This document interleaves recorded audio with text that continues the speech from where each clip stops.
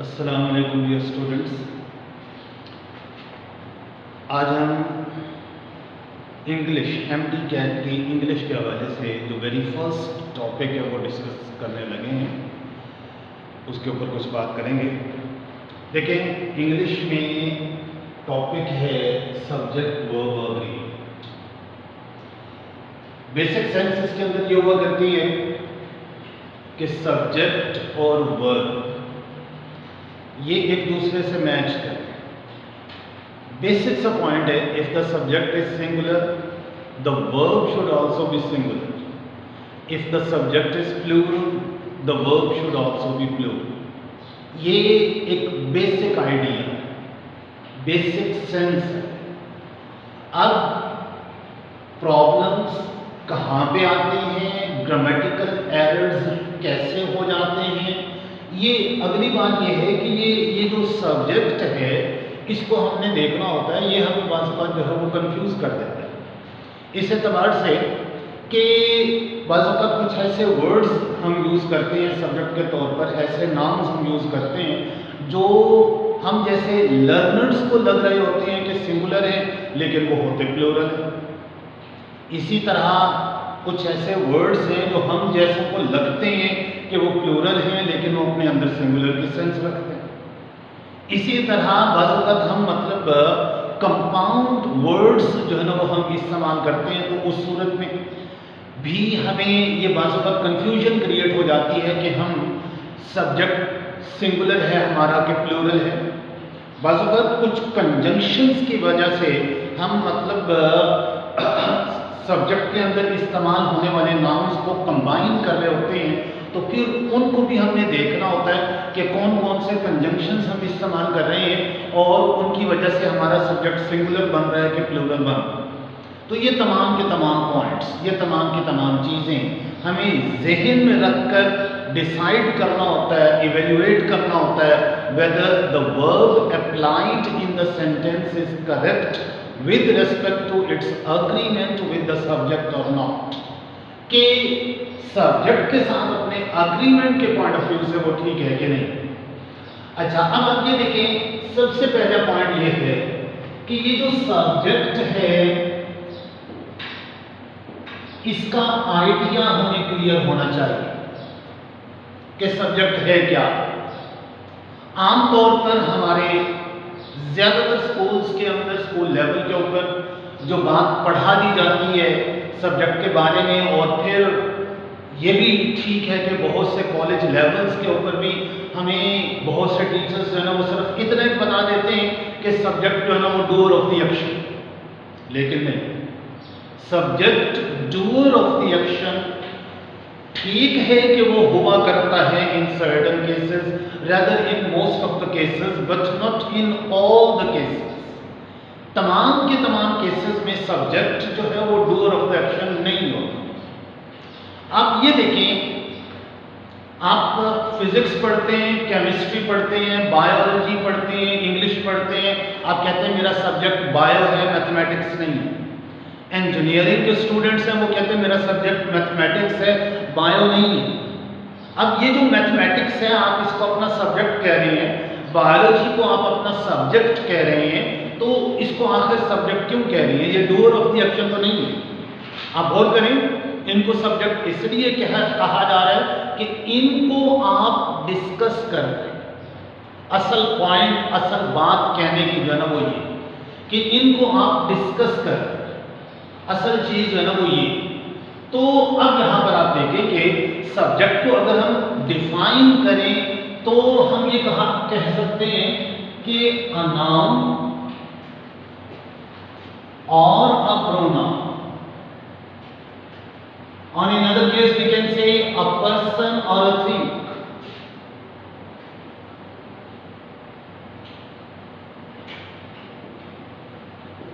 अच्छा, इसका मतलब ये नहीं है ब्रैकेट के अंदर मैंने ये लिख दिया अ पर्सन और अ थिंग, का मतलब ये नहीं ले लेना कि ये जो नाउन है वो कोई पर्सन है, प्रोनाउन कोई थिंग का कोई जरूरी नहीं है।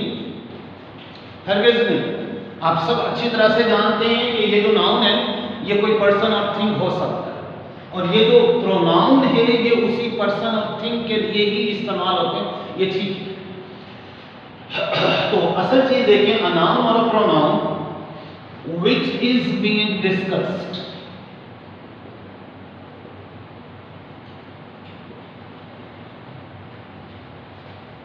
which is being discussed, जिसके बारे में हम डिस्कस कर रहे हैं, या फिर इसको दूसरे अंदाज में देखें, a noun or a pronoun about which we provide certain information or demand, कि जिसके बारे में हमने कोई इंफॉर्मेशन दी या मांगी। अगर हमारा इंट्रोगेटिव सेंटेंस होगा तो हम उसके बारे में क्वेश्चन उसके अंदर इंफॉर्मेशन का ना वो डिमांड कर रहे हैं। अगर वो हमारा मतलब इंट्रोगेटिव सेंटेंस नहीं है, पॉजिटिव है, नेगेटिव है, तो उस सूरत के अंदर हम कोई इंफॉर्मेशन जो है वो प्रोवाइड कर रहे हैं। इन तमाम सूरतों में मिसाल के तौर पर देखिए, हम एक सेंटेंस लिखते हैं, बहुत ही सिंपल से सूरत में हम एक सेंटेंस लिख देते हैं कि my brother is a doctor. अगर आप गौर करें तो सेंटेंस के अंदर किसी एक्शन की तो बात ही नहीं हुई। जब एक्शन की बात ही नहीं हुई तो डूअर ऑफ द एक्शन तो दूर की बात हो तो हो ही नहीं सकता और है ही नहीं। लिहाजा अगर हमारे ज़हनों के अंदर वो पुराना कॉन्सेप्ट है कि डूअर ऑफ द एक्शन, तो फिर इस सेंटेंस के अंदर सब्जेक्ट नहीं होना चाहिए, लेकिन इंग्लिश ग्रामर के पॉइंट ऑफ व्यू से इसके अंदर सब्जेक्ट मौजूद है, वो है माय ब्रदर। अगर हम इस डेफिनेशन को देखें तो उसके मुताबिक माय ब्रदर बिल्कुल सब्जेक्ट बनता है, because we are discussing my brother, because we are providing information about my brother, कि माय ब्रदर के बारे में हमने एक इंफॉर्मेशन जो है वो प्रोवाइड की, and that is that he is a doctor. और वो इंफॉर्मेशन ये है कि वो एक डॉक्टर है। अब यहां पर देखिए, ये जो चीज है ये है हमारा सब्जेक्ट, और ये जो आगे पूरी इंफॉर्मेशन है उसके बारे में टेक्निकली इसको कहा जाता है प्रेडिकेट। ये प्रेडिकेट है, ये सब्जेक्ट और ये उसका प्रेडिकेट, टेक्निकली उसको प्रेडिकेट का नाम दिया जाता है। और इन दोनों को कॉम्बिनेशन जो है वो एक क्लॉज बन जाती है, जो कि एक सिंपल सेंटेंस के अंदर एक क्लॉज हुआ करती है, और वो यहाँ पे है इस सिंपल सेंटेंस के अंदर। बात असल में मैं ये कहना चाह रहा था कि सब्जेक्ट का आइडिया क्लियर है। इसी तरह देखो, हम पैसिव वॉइस में एक सेंटेंस लिखते हैं, सेंटेंस है the road is being repaired. अब आप गौर करें, the road is being repaired, इसके ऊपर गौर करें। हमने ये कहा कि something is being done to this road, we have provided information about this road. Road के बारे में हमने इंफॉर्मेशन दी, रोड को हमने डिस्कस किया इस सेंटेंस के अंदर। रोड हमारा सब्जेक्ट। अगर हमारे ज़हन के अंदर फिर आप देखें, वो पुराना आइडिया है डूअर ऑफ द एक्शन का, तो ये रोड यहाँ पे सब्जेक्ट नहीं होना चाहिए, ये डूअर ऑफ द एक्शन तो है ही नहीं सिर्फ, ये तो receiver of the action, doer of the action तो ये है ही नहीं यहाँ पर। लेकिन English grammatical point of view से इस पर्टिकुलर सेंटेंस के अंदर द रोड जो है ये हमारा सब्जेक्ट है, because we are discussing it, we are providing information about the road. तो असल चीज जो है ना वो ये है कि सबसे पहले आप सब्जेक्ट का आइडिया क्लियर करें कि सब्जेक्ट होता क्या, किस चीज को हम सब्जेक्ट का नाम देते हैं। सबसे पहले आप इस आइडिया को क्लियर करें। तो वो आइडिया ये है कि अ नाउन और a pronoun which is being discussed, कि वो कोई भी नाउन कोई भी प्रोनाउन हो सकता है व्हिच इज बीइंग डिस्कस्ड, जिसको हम डिस्कस कर रहे हैं। तो ये चीज देख लेने के बाद, इसको अच्छी तरह ध्यान में रख लेने के बाद, अब हम आ जाते हैं उस पॉइंट की तरफ जो अभी हमने शुरू में बात की कि ये जो सब्जेक्ट है वो कोई ना कोई नाउन हो सकता है, लेकिन कोई ना कोई नाउन ही होगा। कुछ एक्सेप्शनल केसेस हैं जहां पे नाउन की जगह प्रोनाउन आ जाता है, या उससे भी बहुत ही रेयर केसेस के अंदर ऐसा भी है कि कोई नाउन जो है वो सब्जेक्ट नहीं बन रहा होता है, एडजेक्टिव बन रहा होता है। अभी हम उसको डिस्कस करेंगे भी कि वो एडजेक्टिव कैसे नाउन को रिप्लेस करता है, किस सिचुएशन में कर सकता है, तो वो भी अभी हम डिस्कस करेंगे। अच्छा, अब यहां पर आप देखेंगे चूंकि कोई ना कोई नाउन है सब्जेक्ट के तौर पे, नाउन के बेसिक फंक्शंस भी अगर हम देखें तो उसके अंदर एक फंक्शन, सबसे मेन फंक्शन उसका यही आता है कि it is the subject of a sentence. किसी न किसी सेंटेंस का ये सब्जेक्ट हुआ करता है, ये नाउन। अच्छा, अब आप ये देखें, नाउन की कैटेगरीज के अंदर हम देखते हैं कि certain nouns are countable, the others are uncountable. कुछ जो है वो काउंटेबल है, कुछ जो है वो अनकाउंटेबल। अब यहां पर आप ये देखें, जो काउंटेबल नाउन्स आते हैं that can be counted as 1 2 3 4 5, और the nouns before which we can add the number 1 2 3 4 5, कि जिसके साथ हम 1 2 3 4 5 का नंबर ऐड कर सकते हैं, दे आर काउंटेबल नाउन्स।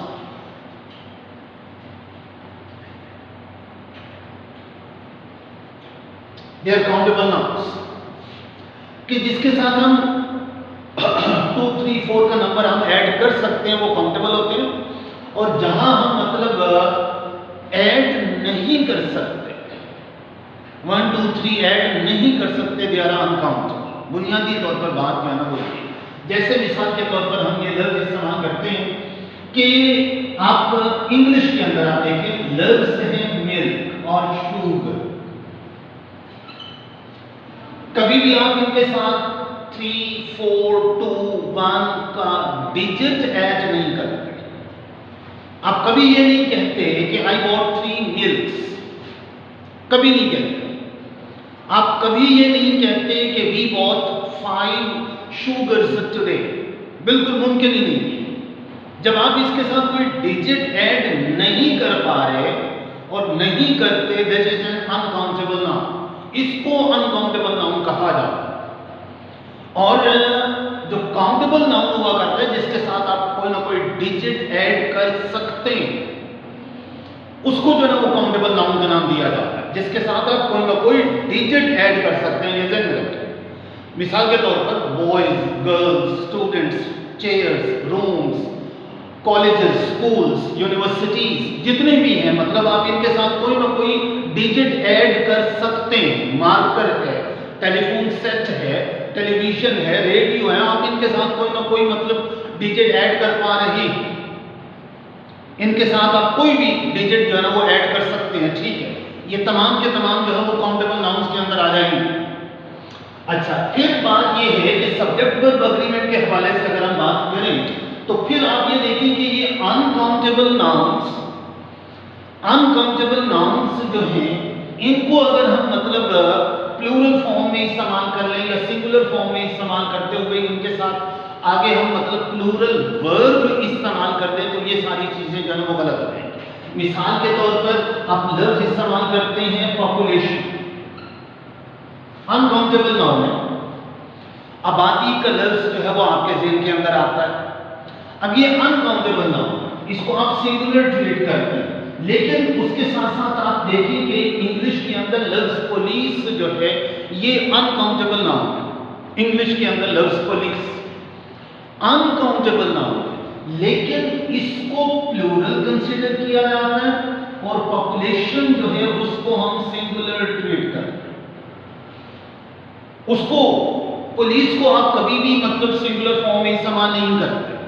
वो कि आप उर्दू में सेंटेंस बोलते हुए आप कहते हैं कि पुलिस तफ्तीश कर रही है, आप ये कह रहे हैं, लेकिन इंग्लिश में जब भी आप लिखेंगे बोलेंगे आप यही कहेंगे the police are investigating the case, the police is investigating the case. गलत हो जाएगा सेंटेंस इंग्लिश में। तो ये चीजें हमने मतलब ध्यान में रखनी है कि किस काउंटेबल नाउन को हमने या किस अनकाउंटेबल नाउन को हमने सिंगुलर फॉर्म में इस्तेमाल करना है और किस अनकाउंटेबल नाउन को हमने प्लूरल फॉर्म में जो है वो इस्तेमाल करना है। अब इसी तरह आप देखिए हमारे पास लफ्ज है पीपल, अनकाउंटेबल नाउन है।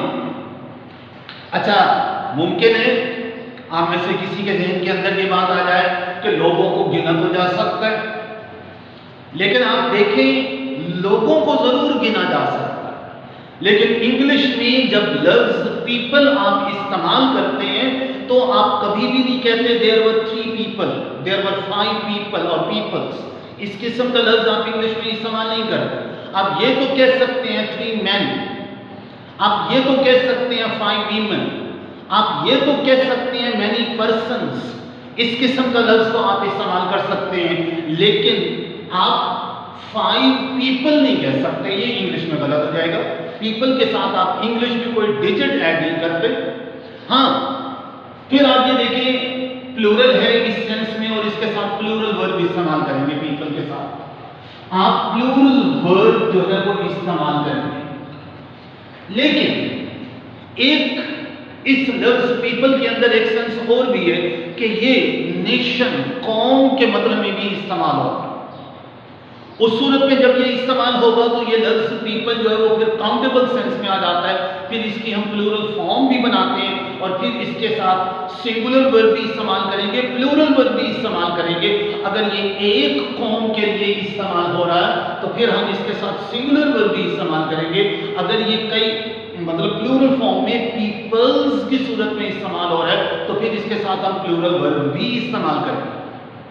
तो ये चीज कि सबसे पहले ये चीज कि जिस नाउन को हम अपना सब्जेक्ट बना रहे हैं उस नाउन की क्या सेंस है, क्या मीनिंग है और वो किस अंदाज में इस्तेमाल हो रहा है, ये हमें पता होना चाहिए सबसे पहले। फिर आप ये देखिए, अभी हमने थोड़ी देर पहले ये बात भी की थी कि कुछ नाउन ऐसे हुआ करते हैं कि जो singular in form but plural in sense, meaning और सेंस के एतबार से वो प्लूरल होते हैं, लेकिन फॉर्म के एतबार से वो सिंगुलर हुआ करते हैं। अब जैसे मिसाल के तौर पर आप लफ्ज इस्तेमाल करते हैं वर्म, VERMIN, कीड़े मकोड़ों के जो मतलब एक जगह बहुत सारे कीड़े मकोड़े इकट्ठे हों, उस पूरे ग्रोह के लिए लफ्ज वर्मन जो है ना वो आप इस्तेमाल करें। Singular in form but plural in sense. फिर इसी तरह आप ये देखिए, अभी हमने लफ्ज पीपल की बात की, कोई SES का एडिशन नहीं है। पीपल का जो लफ्ज अभी हमने इस्तेमाल किया कोई इसके साथ SES का एडिशन नहीं है।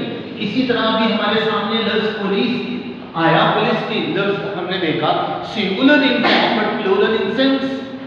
फॉर्म इसकी सिंगुलर है लेकिन वो प्लूरल के तौर पर जो है ना वो इस्तेमाल हो रहा है।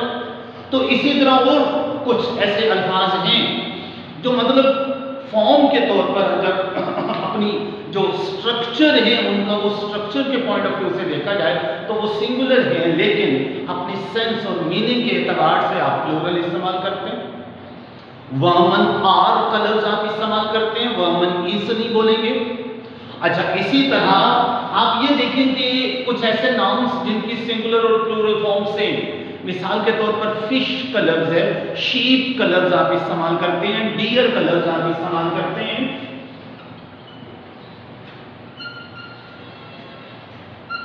ये अल्फाज जब आप इस्तेमाल करते हैं तो ये तो प्लूरल फॉर्म में भी यही अल्फाज इस्तेमाल।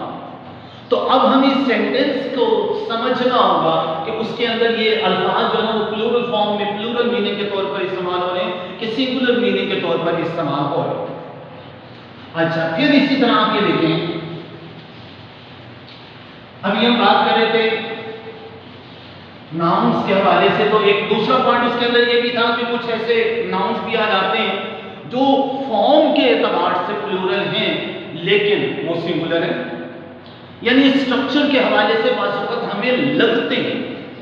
देखिए इस बात को ध्यान में रखें, स्ट्रक्चर के हवाले से हम लर्नर्स को यूं लगता है कि ये प्लूरल है, वरना वो होते नहीं। अब जैसे मिसाल के तौर पर ज्यादातर ये जो मतलब डिसिप्लिन सब्जेक्ट्स के नाम हुआ करते हैं उनके अंदर आप देखें नॉर्मली एस पे एंड हो रहे होते हैं। फिजिक्स है, मैथमेटिक्स है, स्टैटिस्टिक्स है, इकोनॉमिक्स है, ये इस किस्म के मतलब नेम्स ऑफ सब्जेक्ट्स हैं, एस पे एंड हो रहे हैं। नॉर्मली ये मतलब नेम ऑफ अ सब्जेक्ट के तौर पर आ रही हैं तो वो सिंगुलर है। लेकिन वहां पर भी आप ये देखें, हम लफ्ज इस्तेमाल कर रहे हैं statistics, name of a subject है तो सिंगुलर।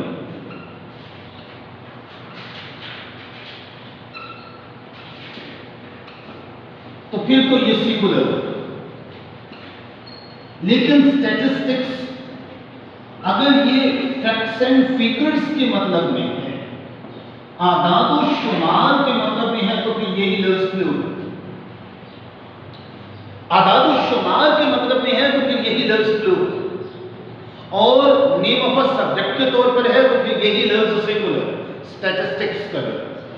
इसी तरह आप लफ्ज मैथमेटिक्स का इस्तेमाल करते हैं, तो वहां पर भी आप देखिए ये जो मैथमेटिक्स है, नेम ऑफ अ सब्जेक्ट है तो सिंगुलर है, और किसी पर्टिकुलर पर्सन की पर्सनल स्किल्स इन मैथमेटिक्स है वो मुराद है, तो फिर यही लफ्ज प्लूरल, यही लफ्ज।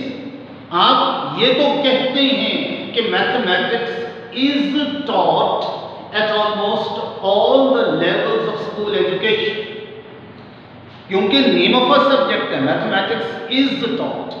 लेकिन अगर आप कहते हैं कि फलां बंदे का, फलां पर्सन का हिसाब किताब कमजोर है, इसका मतलब है कि the particular person has some weak skills in that field, उस फील्ड के अंदर उसकी स्किल्स जो है ना वो कुछ वीक, आप ये कहना चाह रहे हैं, तो उस सूरत में वो प्लूरल हो जाएगा। His mathematics are quite weak, is quite weak नहीं कहेंगे, गलत हो जाएगा।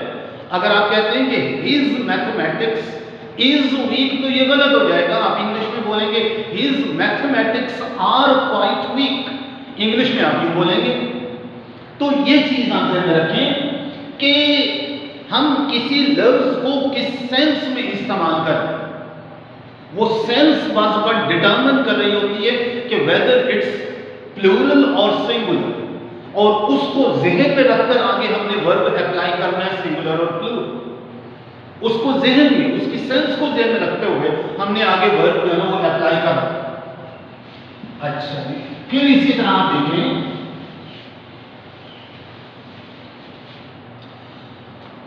बस कुछ ये भी हुआ करता है कि हम सब्जेक्ट के तौर पर कुछ वर्ड्स जो है ना वो हम कंबाइन करते हैं, कुछ वर्ड्स जो है ना वो हम कंबाइन करते हैं, दरमियान में कुछ कंजंक्शंस वगैरह के इस्तेमाल करते हैं। अब ये देखिए हम लफ्ज इस्तेमाल कर रहे हैं कंजंक्शन के तौर पर एंड। ज्यादातर केसेस के अंदर तो एंड एक एडिशन को शो करता है और उससे नाउन जो है ना वो प्लूरल फॉर्म में, मतलब दूसरा नाउन एक नाउन के अंदर ऐड होकर उसको प्लूरैलिटी दे देता है, उसके अंदर प्लूरैलिटी की सेंस जो है ना वो पैदा हो जाती है। जैसे मिसाल के तौर पर आप देखते हैं कि असलम एंड अकरम, अब ये एंड के बाद दूसरा नाउन लग जाने से सेंस ये डेवलप हुई कि अब दो लोग हो गए, दो अफराद हो गए, are planning for a picnic. अब यहां पर आप देखिए एंड, जाहिर सी बात है ये प्लूरल हो गया, लेकिन जहन में रखिए बस केसेस ऐसे भी आती हैं जहां हम एंड के जरिए से कंबाइन करते हैं, लेकिन वो जो दो वर्ड्स कंबाइन हो गए हैं वो दोनों वर्ड्स मिलकर किसी एक यूनिट को शो कर रहे होते हैं। इंग्लिश में हम इस्तेमाल करते हैं कि ब्रेड एंड बटर, वैसे तो इडियोमैटिक एक्सप्रेशन के तौर पर भी इस्तेमाल होता है, और उसके अंदर आप ये देखिए कि ब्रेड एंड बटर जब आप इस्तेमाल करेंगे एक मतलब रोजी के मतलब में, तो फिर आप ये देखिए ये सिंगुलर बन जाएगा, bread and butter is quite necessary for life. यहां पर आप bread and butter are necessary नहीं कहेंगे, इज नेसेसरी यहां पर बिल्कुल ठीक है, bread and butter is necessary. इसी तरह और भी बहुत सारी चीजें हैं कि जब हम मतलब एंड के जरिए उनको कंबाइन करते हैं तो वो कंबाइन होकर एक यूनिट बनता है। मिसाल के तौर पर हॉर्स एंड कैरेज, घोड़ा गाड़ी जिसको आप कहते हैं हॉर्स एंड कैरेज। अब ये देखें हॉर्स एंड कैरेज दोनों मिलकर एक यूनिट को शो करते हैं। अब ये सिंगुलर है, अगरचे एंड इस्तेमाल हुआ, लेकिन horse and carriage has been used the past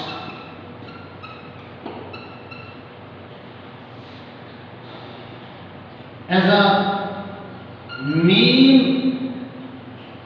conveyance, एक मेन कन्वेंस के तौर पर हम इसको इस्तेमाल करते रहे। अब यहां पर हॉर्स एंड कैरेज, एंड से हम मिला रहे हैं, तो अब ये मतलब अगरचे कि एंड का लफ्ज है, लेकिन यहां पर प्लूरल की सेंस नहीं आएगी, ये सिंगुलर ही रहेगा, ये सिंगुलर ही रहेगा। और क्योंकि ये दोनों मिलकर एक यूनिट बना। इसी तरह मिसाल के तौर पर आप कहते हैं राइस एंड करी इज माय फेवरेट डिश।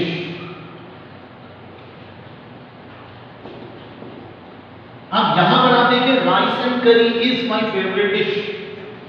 अब यहां पर आप देखिए ये राइस एंड करी मिलकर ये एक डिश बन रही है, एक डिश बन रही है, लिहाजा ये एक यूनिट बन रहा है, इसको हम सिंगुलर ट्रीट करेंगे अगरचे के दरमियान में लफ्ज एंड आ गए।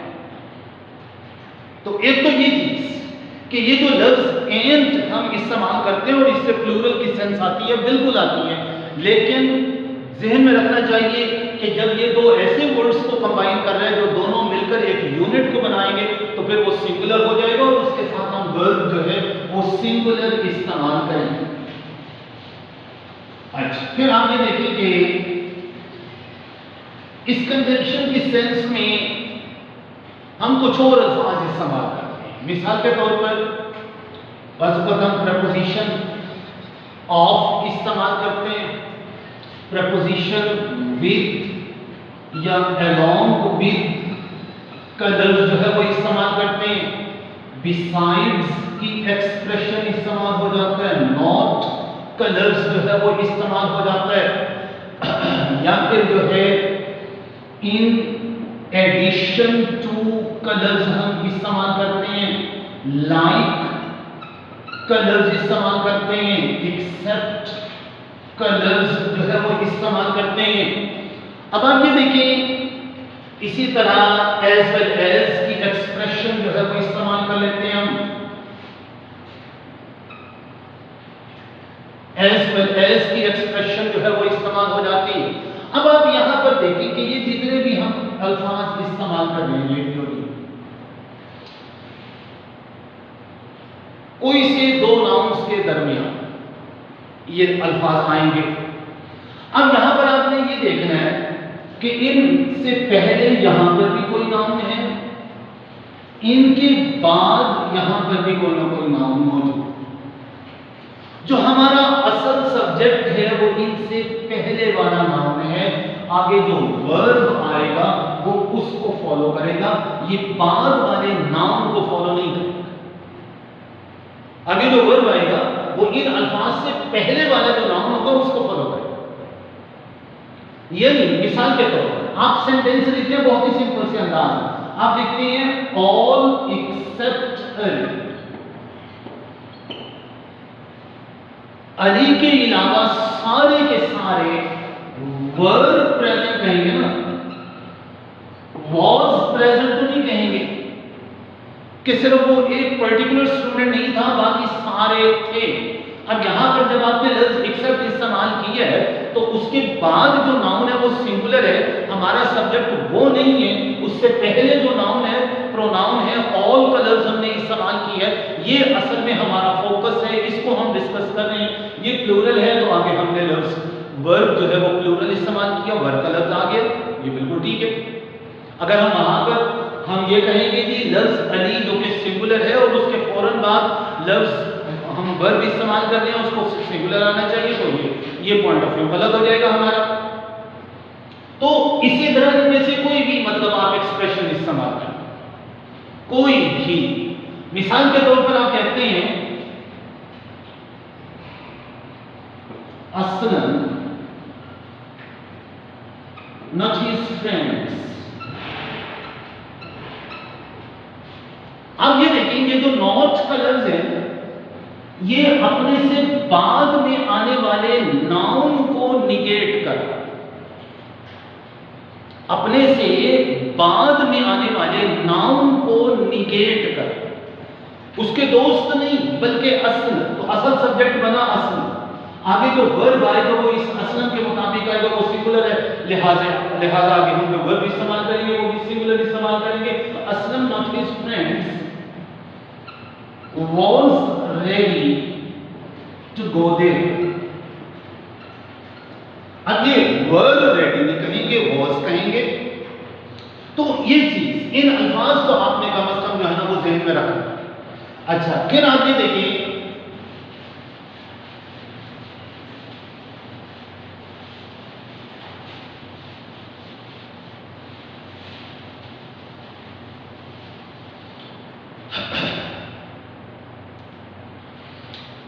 फिर आप ये देखिए, आप लफ्ज इस्तेमाल करते हैं प्रपोजिशन ऑफ। जब हमने बात कर ली कि इससे पहले जो नाउन होगा असल वो हमारा सब्जेक्ट होगा, ये भी हमने बात कर ली। अच्छा, फिर आप देखिए, neither nor, either or,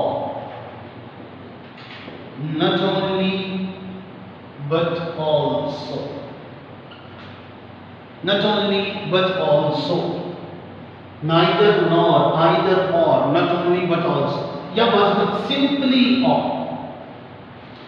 अच्छा, अब यहां पर आप ये देखिए, neither, either, not only के बाद यहां पर भी कोई ना कोई नाउन होगा, इसी तरह यहां पर भी यहाँ nor और but also के बाद यहां पर भी कोई ना कोई नाउन आएगा, यहां पर भी कोई ना कोई नाउन इस्तेमाल होगा। तो आपने ये ध्यान में रखना है कि ये जो नॉर और बट आल्सो के बाद ये जो नाउन आ रहा है ये हमारा सब्जेक्ट है। आगे जो वर्ब आएगा वो इसके साथ अग्री करेगा, नॉर और बट आल्सो के बाद आने वाले नाउन के साथ हमारा वर्ब अग्री करेगा। इसी तरह अगर अकेला और का लफ्ज है तो उस सूरत में भी और से पहले भी एक नाउन हुआ करता है, हो सकता है नाउन कोई ना कोई और के बाद भी हो सकता है। असल जो हमारा सब्जेक्ट होगा वो और के बाद आने वाला नाउन होगा और वर्ब उसके मुताबिक से आएगा, उससे अग्री करेगा। ये चीज आपने ज़हन में रखनी। यानी मिसाल के तौर पर आप ये कहते हैं, neither the teacher nor the students are in favor of this policy। अब यहां पर आप गौर करें, neither the teacher nor the students are in favor of this policy। neither के बाद the teacher, nor के बाद the students। नॉर के बाद प्लूरल नाउन है, नाइदर के बाद सिंगुलर। लेकिन आप ये देखिए आगे जो वर्ब है वो इस दूसरे नाउन जो नॉर के बाद इस्तेमाल हो रहा है उस नाउन को फॉलो कर रहा है हमारा वर्ब। हमारा वर्ब जो है वो उस दूसरे नॉर के बाद में आने वाले नाउन को जो है वो फॉलो कर रहा है। इसी तरह आइदर और का मसला भी यही है, नॉट ओनली बट आल्सो के साथ भी यही situation, not only but also के साथ भी यही सिचुएशन। इसी तरह अकेला लफ्ज और इस्तेमाल हो जाए, यू और योर पेरेंट्स। अच्छा चलिए, इस एग्जांपल के अंदर ये जो हमने लफ्ज यू कहा इसको तो हम वैसे ही मतलब हमेशा प्लूरल के तौर पर कंसीडर करते हैं, और यू और योर पेरेंट्स, अब तो इसका मतलब तो ये हुआ और से पहले भी प्लूरल है और के बाद भी प्लूरल। इस सूरत में तो लाजमी तौर पर आगे हमारे पास जो मतलब वर्ब आएगा वो प्लूरल ही होगा, और से पहले जो नाउन है वो भी प्लूरल, और के बाद में जो नाउन है वो भी प्लूरल। लिहाजा आगे जो वर्ब होगा वो प्लूरल ही होगा। You or your parents have to sign this document. अब जाहिर सी बात है यहां लफ्ज है इस्तेमाल करेंगे, लेकिन अगर आप इनमें से किसी एक को सिंगुलर करते हैं और से पहले मिसाल के तौर पर हम कहते हैं यू और योर पेरेंट्स की जगह हम अब ले लेते हैं ही और हिज पेरेंट्स, ही और हिज पेरेंट्स। अब यहां पर आप ये देखें कि और के बाद हमने लगाया है हिज पेरेंट्स। असल हमारा सब्जेक्ट जो है ना वो ये है। हम इसको हैव से ही आगे हम मतलब इस्तेमाल करेंगे, या कोई भी वर्ब, कोई भी जो वर्ब आएगा वो प्लूरल फॉर्म में आएगा, वो सिंगुलर फॉर्म में नहीं आएगा, सिंगुलर फॉर्म में नहीं आएगा कोई भी वर्ब यहां, क्योंकि और के बाद हमारे पास प्लूरल नाउन आ रहा है, लिहाजा आगे जो वर्ब है वो भी प्लूरल होगा। तो ये चीज ध्यान में रखेंगे कि इन सिचुएशंस में जब हम ये वाले वर्ब्स जो है ना वो इस्तेमाल कर रहे हैं, इन वाले वर्ब्स को जो है ना वो इस्तेमाल कर रहे हैं, तो मतलब उससे पहले जो नाउन है उस नाउन को हम ध्यान में रखें कि कौन सा नाउन हमारा सब्जेक्ट बन रहा है, और फिर उसके मुताबिक हम मतलब आगे वर्ब इस्तेमाल करेंगे। अच्छा, अब आप ये देखिए, वन ऑफ, इसके बाद आप यहां पर कोई ना कोई नाउन इस्तेमाल करेंगे। तो अब ये ध्यान में रखिए, जब आप वन ऑफ और ये वाला नाउन जो होता है वो हमेशा प्लूरल होगा। ये वाला नाउन, जाहिर सी बात है कि जिसमें से हम एक निकाल रहे हैं उसको तो एक से ज्यादा होना चाहिए, वो तो प्लूरल फॉर्म में होना चाहिए।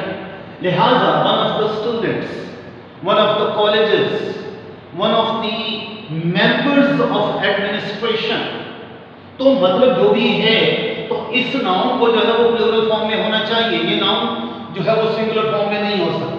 लेकिन आप ये देखें, इससे पहले हमारे पास जो वर्ब, सॉरी इससे पहले हमने लफ्ज वन इस्तेमाल किया, तो हमारा असल सब्जेक्ट जो है वो ये वन, असल सब्जेक्ट ये। अब आगे जो वर्ब आएगा वो सिंगुलर होगा कि हमारा सब्जेक्ट ये वन बन रहा है, हमारा सब्जेक्ट ये वन बन रहा है, लिहाजा आगे जो वर्ब होगा वो सिंगुलर। लेकिन अगर ध्यान रखिए, the only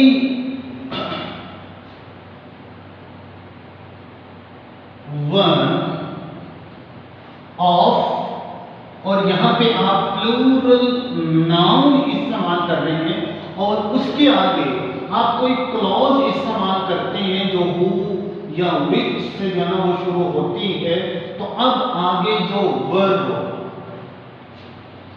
इस सूरत में अच्छी तरह ध्यान में रखें, the only one of आगे प्लूरल नाउन, फिर उसके बाद आप एक ऐसी क्लॉज शुरू कर रहे हैं जो हु और विच से शुरू हो रही है, तो उसके बाद आने वाला जो वर्ब होगा वो असल में the only one इस सब्जेक्ट को फॉलो करेगा, इसकी मुनासिबत से होगा।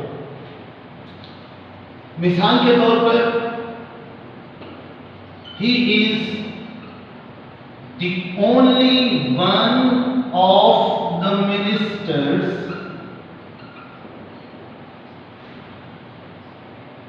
who has raised his voice against this policy। अब यहां पर आप देखिए, he is the only one of the ministers who has raised his voice against this policy। अब यहां पर हु का जो लफ्ज है ये बज़ाहिर मिनिस्टर्स के फौरन बाद आ रहा है। आमतौर पर हम ये कहते हैं कि ये जो मतलब हु या विच के जो अल्फाज हैं, ये जिस भी नाउन के बाद रिलेटिव प्रोनाउन के तौर पर इस्तेमाल होते हैं या रिलेटिव कंजंक्शन के तौर पर जो है वो इस्तेमाल हो रहे हैं, तो जिस भी नाउन के बाद इस्तेमाल हो रहे हैं उसी नाउन को रिलेट करते हैं।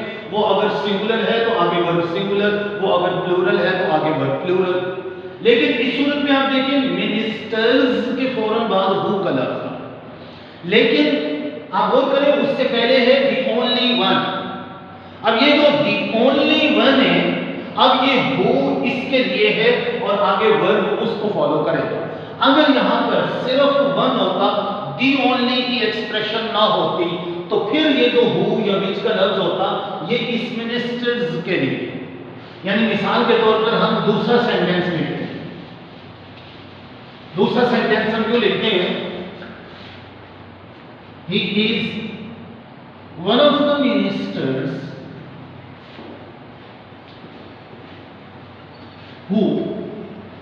अब यहां पर ये जो हु है ये मिनिस्टर्स के लिए, अब इस वन के लिए नहीं।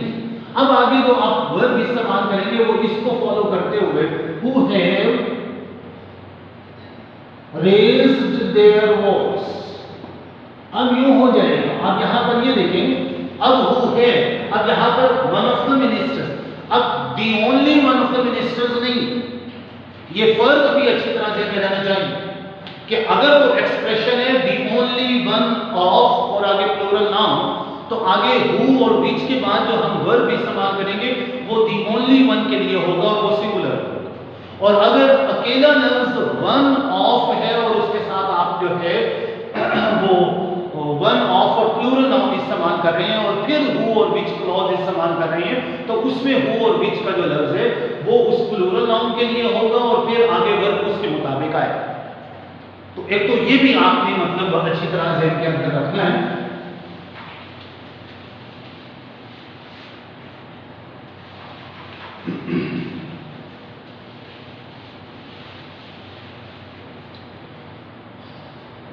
अच्छा, अब यहां पर आप देखें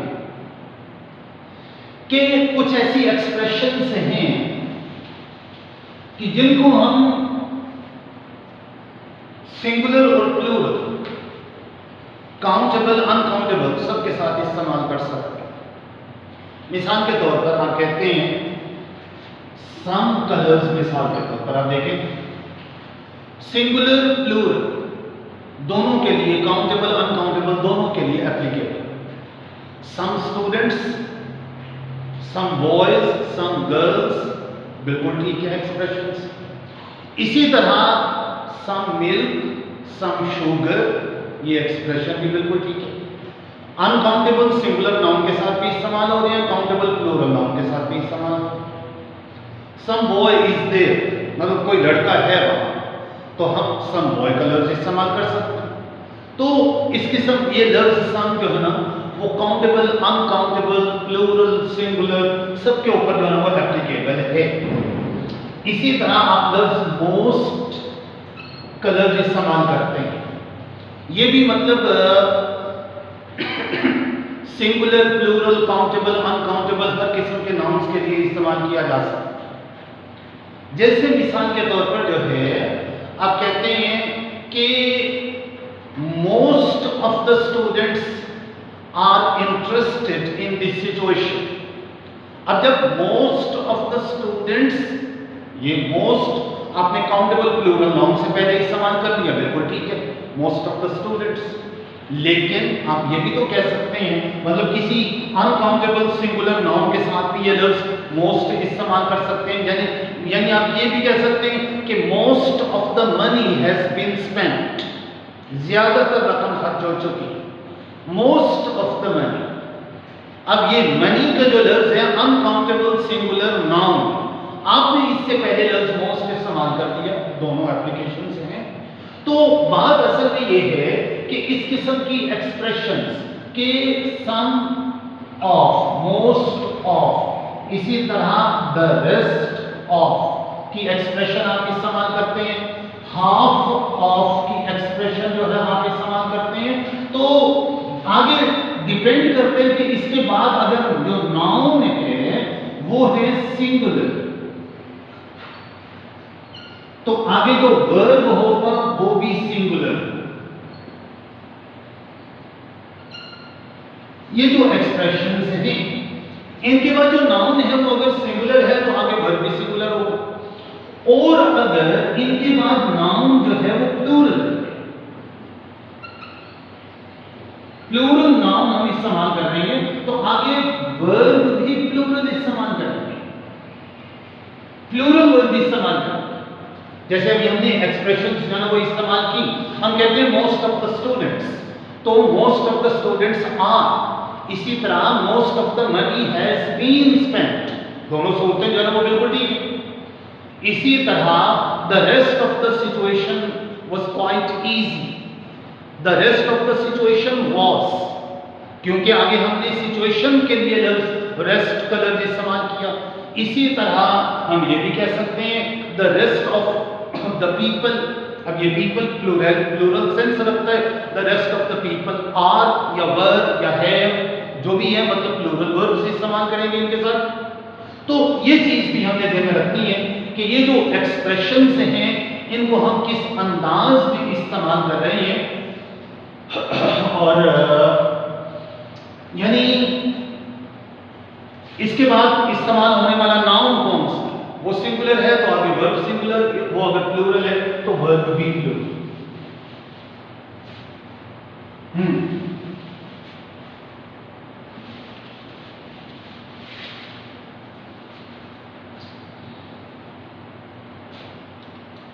अच्छा, फिर आप ये देखेंगे आप एक्सप्रेशन इस्तेमाल करते हैं a great many, a good many की एक्सप्रेशन अच्छे खासे के मतलब में, या सिर्फ मैनी अकेला लफ्ज मैनी के साथ। ज़हन में रखें इनके फौरन बाद आप जो नाउन इस्तेमाल करेंगे वो प्लूरल प्लूरल नाउन, और जो आगे वर्ब इस्तेमाल करेंगे वो भी प्लूरल होगा, प्लूरल वर्ब। अच्छा, यहां एक और बात ज़हन में रखें, एस का एडिशन हमारे ज़हन में होता है प्लूरल कर देते हैं, लेकिन ये ज़हन में रखें एस का एडिशन अगर नाउन के साथ हुआ है तो वो उसको प्लूरल कर रहा है। एस का एडिशन अगर किसी वर्ब की फर्स्ट फॉर्म के साथ हुआ है तो वो उसको सिंगुलर करेगा। ये फर्क जो है वो अच्छी तरह ध्यान रखना कि वर्ब की फर्स्ट फॉर्म के साथ आपने एस का जो एडिशन किया वो उस वर्ब को सिंगुलर कर रहा है, और अगर नाउन के साथ आपने एस का एडिशन किया तो वो उसको प्लूरल कर रहा है। ये फर्क अच्छी तरह ध्यान में रखना। तो बहरहाल यहां आप देखें a great many, a good many, many, इसके बाद जो नाउन आएगा वो प्लूरल होगा, वर्ब होगा प्लूरल। जैसे मिसाल के तौर पर आप ये कहते हैं कि a great many soldiers have laid down their lives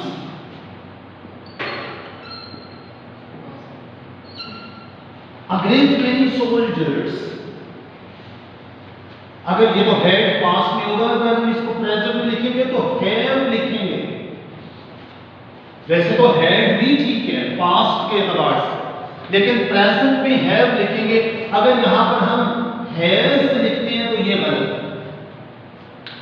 अगर यहां पर हम हैज लिखते हैं तो ये गलत।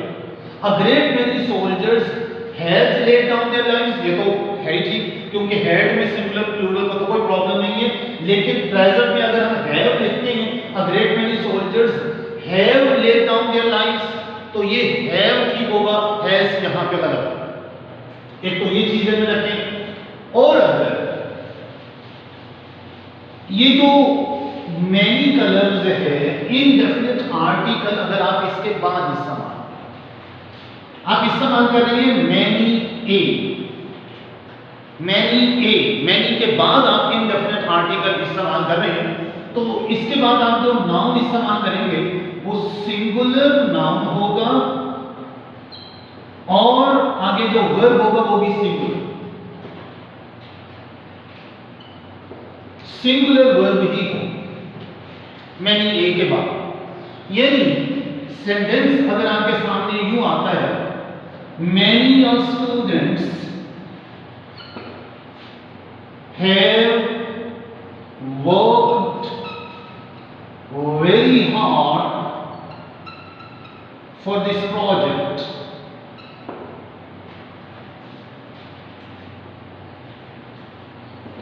many of students have worked very hard for this project। अब यहां पर आप देखिए many के आगे जो नाउन हमने इस्तेमाल किया और जो वर्ब इस्तेमाल किया वो दोनों प्लूरल हैं, और ये गलत। इसके बाद जो हमने नाउन इस्तेमाल किया वो भी प्लूरल है, और उसके साथ जो हमने वर्ब इस्तेमाल किया वो भी प्लूरल है, तो ये दोनों गलत है। इन दोनों को यहां पे सिंगुलर होना चाहिए, ये होना चाहिए many a student has worked very hard for this project, ये यूं होना चाहिए। इस सूरत में ये करेक्ट है कि नाउन भी सिंगुलर, वर्ब भी सिंगुलर। मैंने ये के बाद नाउन भी सिंगुलर और वर्ब भी सिंगुलर।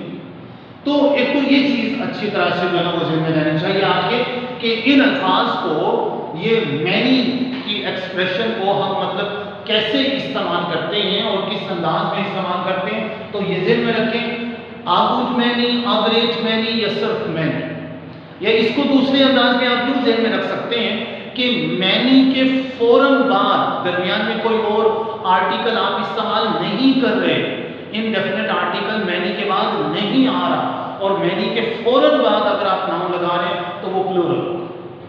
मैनी से पहले इनडेफिनेट आर्टिकल आ जाए उसको छोड़ें, मैनी के बाद नहीं है और मैनी के फौरन बाद आपने कोई नाउन इस्तेमाल किया तो वो प्लूरल होगा और वर्ब भी प्लूरल होगा। और अगर मैनी के बाद इनडेफिनेट आर्टिकल आ गया तो वो इनडेफिनेट आर्टिकल चूंकि सिंगुलर है तो आगे नाउन भी सिंगुलर हो जाएगा, वर्ब भी सिंगुलर हो जाएगा, क्योंकि वो इनडेफिनेट आर्टिकल जो है ना वो सिंगुलर, लिहाजा आगे जो नाउन आएगा सब्जेक्ट के तौर पर वो भी सिंगुलर होगा और उसके साथ जो वर्ब अग्री करेगा वो भी सिंगुलर फॉर्म में अग्री करेगा, प्लूरल फॉर्म में गलत करेगा। इसी तरह आप ये देखेंगे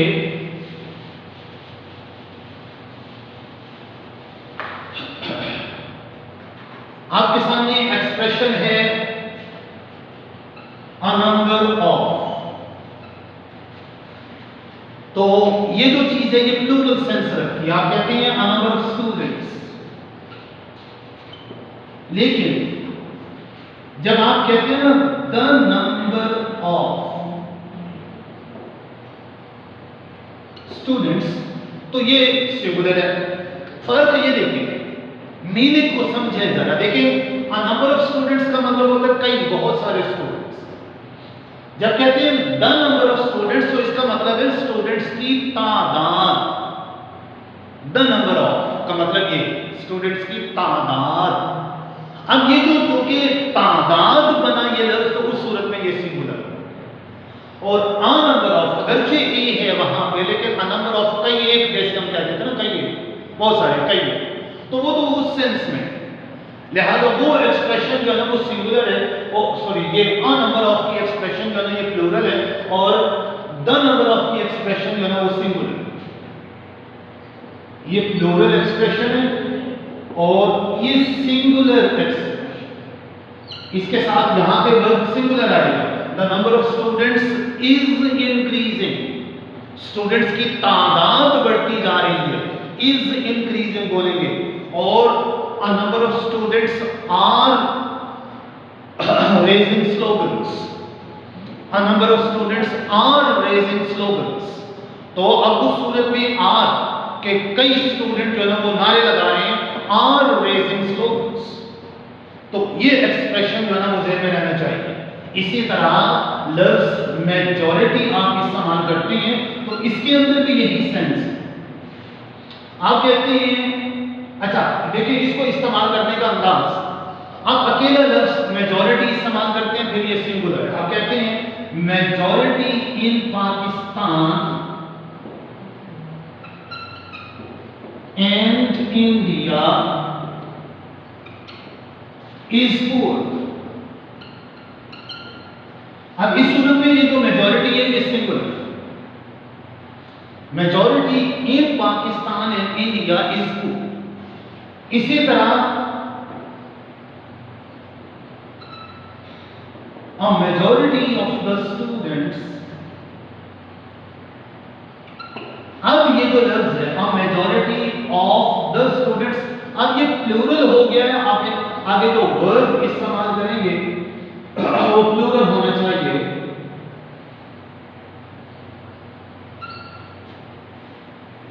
have proved their work, लेकिन यहां पर भी आप देखिए द मेजॉरिटी ऑफ, इस सूरत में ये मेजॉरिटी फिर अकेली मेजॉरिटी की सेंस में आ गई। The majority of the population is living hand to mouth.